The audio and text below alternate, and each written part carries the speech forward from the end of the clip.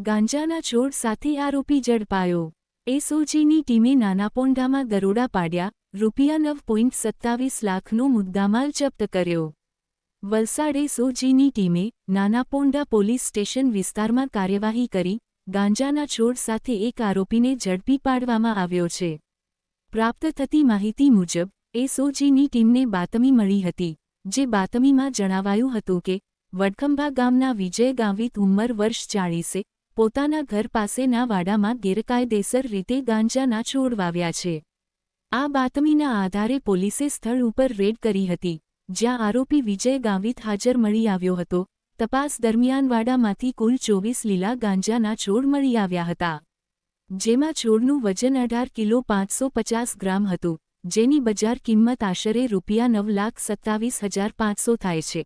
પોલીસે આરોપી પાસેથી ₹5,000નો એક મોબાઈલ ફોન પણ જપ્ત કર્યો હતો।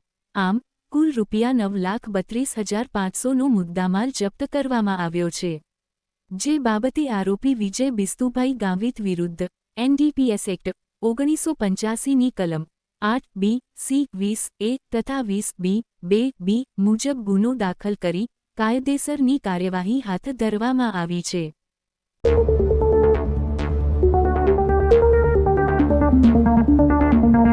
Thank you.